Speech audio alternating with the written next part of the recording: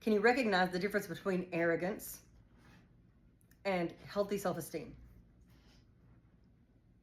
If you can, you're one of the few and not the many. Many people mistake the two, and with good reason, because typically we aren't given any real example or direction as to what good enough is, or as to what a healthy self-esteem looks like. So because we don't know what it looks like, we're looking at extremes. But remember, overall good mental and emotional health is about balance. So we're somewhere in the healthy middle of, I can recognize my flaws while still maintaining value as a human being, or without losing or diminishing value as a human being even. For example, I'm a big DIY project person, and I was showing someone a project that I completed, and I was doing my own assessment of myself and my work, and I was pointing out what I liked about it, what I felt I had done a good job with, but I also pointed out flaws in the overall job. And I can remember the person said, don't point out the flaws, don't point out what was done incorrectly. And I don't think they meant anything by that, of course, but to them, recognizing flaws meant not good enough. Now think about that. That means that to that person, their idea of a healthy self-concept would have to be arrogance.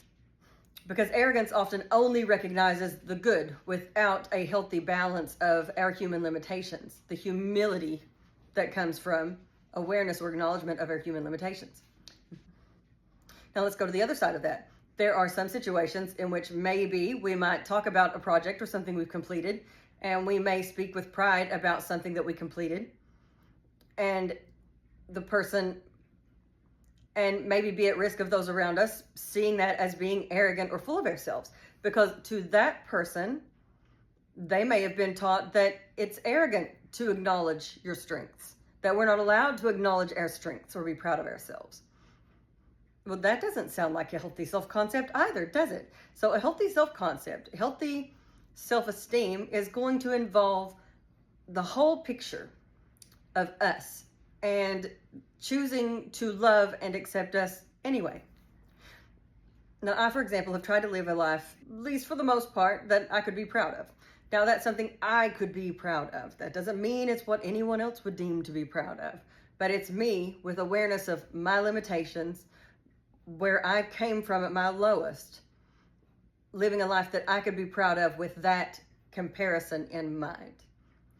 And so because I operate in this place of being proud of myself, I think sometimes that might be misunderstood as being arrogant, right? Because I'm selling myself in a pretty good light, because I see myself in a pretty good light, knowing what I can look like at my worst. I feel good when I'm standing more on the end of being at my best, or near that anyway, my better, we'll say. I don't even know that I would say I'm my best. Anyway, it's not about that. So a healthy self-concept is going to include and encompass both the good and bad within us. It's going to mean I have an awareness of my strengths and I can acknowledge them, but I'm also aware of my limitations, my human limitations. Sometimes I've noticed that those who don't have an awareness of a healthy self-esteem and how maybe recognizing ourselves, recognizing our strengths can be an aspect of healthy self-esteem. Because they don't recognize that, they may recognize it as arrogance and attempt to humble someone. But you know what? Those tactics don't work against someone who already is humble. Those tactics don't work on someone who is already very aware of their limitations. I'm very aware of my limitations.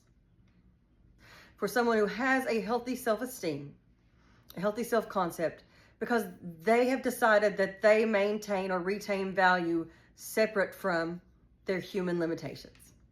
I do not have to do things perfectly to be proud of myself.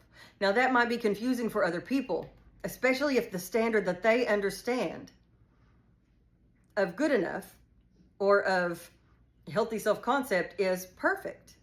As individuals, we tend to process things through our own view or lens of understanding.